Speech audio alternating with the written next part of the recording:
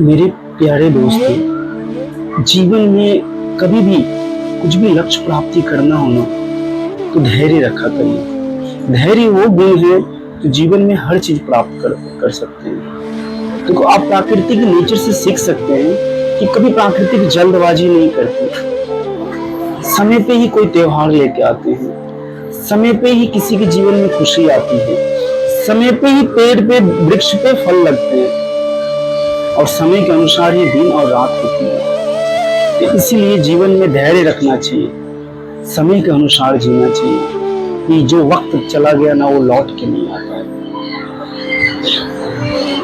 तो जीवन में धैर्य वो गुण है जो आपको हर एक तरह का लक्ष्य प्राप्ति करा सकते हैं। आप अपने जीवन को समय दो। कोई एक दो दिन का तो जीवन नहीं है, 70 से 80 साल तक हम जीते हैं यार। अगर आप अपने जीवन में कुछ लक्ष्य हासिल करना चाहते हैं, कुछ प्राप्ति करना चाहते हैं, तो बिना समय से पहले कुछ नहीं होता है। क्योंकि एक वृक्ष पे फल तभी लगता है जब गर्मी के मौसम में गर्मी होता है तो आम का फल लगता है, ठंड के मौसम में ठंड होता है तो सेब का फल लगता है, और बारिश ऋतु में वर्षा आती है तो अलग अलग फलें लगती है, जामुन का फल लगता है। उसी प्रकार जीवन में समय के अनुसार ही हम बाल्य अवस्था से युवा अवस्था में पहुंचते हैं, युवा अवस्था से प्रौढ़ अवस्था में पहुंचते हैं, और प्रौढ़ अवस्था से वृद्ध अवस्था में पहुंचते हैं। क्योंकि समय ही और सब कुछ कराती है। यहाँ पे हम आप कुछ नहीं कर रहे, सिर्फ हम आप सोच रहे हैं और अहंकार कर रहे कि मैं करता हूँ। यहाँ पे मैं करता नहीं सोचकर ईश्वर सब कुछ कर रहा है, ये मानना ही जीवन में असली लक्ष्य प्राप्ति करना है। क्योंकि इस संसार में कोई कुछ नहीं कर रहा है, सिर्फ हमें ये जीवन मिला है और हम सब अपना अपना कर्तव्य कर रहे हैं, और अपने कर्तव्य करते हुए जीवन का निर्वाह करना ही परम धर्म है। और उसी में ईश्वर की यादें करना, ईश्वर के भजन करना, भक्ति करना, ईश्वर से प्रेम करना सबका कर्तव्य है। क्योंकि उसने मानव जन्म दिया है। ये मनुष्य जीवन इतना दुर्लभ है कि आप सोच भी नहीं सकते। जीवन में कष्ट और दुख तो वर्षा, गर्मी और पतझड़ के मौसम के अनुसार आते हैं और वो चले भी जाते हैं। हर साल दर साल यही क्रिया चल रहा है ईश्वर और प्राकृतिक से। आप समझेंगे जीवन का रहस्य तो एक एक रहस्य खुलता जाएगा। क्योंकि ये मनुष्य जीवन वो दुर्लभ समय है और प्राप्ति है जो अनेकों जन्मों से ट्रैवल करने के बाद मिलता है इस जीवन में। क्योंकि यहाँ पे 84 लाख योनि है। 84 लाख योनि में कितने तरह के जीव है, वृक्ष हैं, पेड़ है, पौधे हैं, जंतु है, जलचर प्राणी है, इसके बाद पशु है, पंछी है। हम सोच भी नहीं सकते इतने सारे भगवान ने बनाए हैं, कल्पना भी नहीं कर सकते इतने सारे जीव है। सब चलते हैं, सब भोजन ग्रहण करते हैं, सबकी समय पे भोजन मिलती है। ईश्वर का ये नेचर का और ईश्वर का बड़ा विचित्र है बनाया भगवान। सिर्फ आप सोचेंगे, अगर आत्मता आपके अंदर आ गया ना, अगर एक पशु को भी प्रेम की निगाहें से देख लिए ना, तो आपके प्रति प्रेम भावना से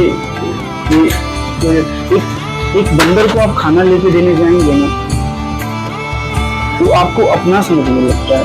तो कुत्ते को खाना देने के लिए जाते हैं ना, तो वो अपना समझने लगता है। तो गाय को आप चारा देते हैं ना, कितना प्रेम से वो आती है और हमें गले लगाती है। इसी तरह ये जीवन में प्रेम वो गुण है, आत्मीयता सौम्यता वो गुण है, करुणा वो गुण है, दया वो गुण है जो जीते जी ताड़ देता है इंसान को। ये सब गुण अपनाइए। अपने से किसी से भी ईर्ष्या द्वेष ना करिए। अपना ही आपको, आपके ही ईर्ष्या और द्वेष के कारण आपके जीवन में दुख आता है। किसी को छोटा ना दिखाइए, किसी को छोटा दिखाना ही दुख को बुलाना है। यहाँ सारा संसार में सब अपने हैं। जो ये मानता है वही जीवन में शिखर को प्राप्त कर लेता है, जो शिखर को पहुंचना चाहता है। और कष्ट तो सबके जीवन में कर्म के अनुसार आते हैं कि जैसा हमारी कर्म रहेगी वैसा ही हमारे जीवन में सुख और दुख और कष्ट आते रहते हैं। तो अच्छे कर्म करिए, कर्म की गति इतना कुशल है कि अच्छे अच्छे लोग नहीं समझ पाते हैं। कर्म करने का हमें अधिकार है, हम फल के अधिकारी है या नहीं वो ईश्वर तय करता है। तो अच्छे कर्म करिए। ये सब छोटी छोटी बातें जीवन में और बड़ी बड़ी काम करती हैं। खुश रहिए, हैप्पी रहिए और आनंद में जीवन जिया करिए। सबको अपना समझ के जिया करिए। अपना समझेंगे तो ही आपका मन स्थिर रहेगा, मन शांत रहेगा और मन में प्रेम की सफलन होगा कि प्रेम ही परमात्मा है। सत्य ही ईश्वर है, ईश्वर ही सत्य है, सत्य ही ईश्वर है। ईश्वर के सिवा इस संसार में कुछ नहीं है। सब भगवान ने माया बनाया है और वो माया में सब पिस रहे हैं। जो उनके चरण ग्रहण कर लेते हैं वो तर जाते हैं, जो चरण ग्रहण नहीं करते हैं वो फंस जाते हैं, फिर 84 लाख की जो चक्कर में पड़ जाते हैं। ये 84 लाखों योनि से तो सबकी निकलने की चाह रहती है।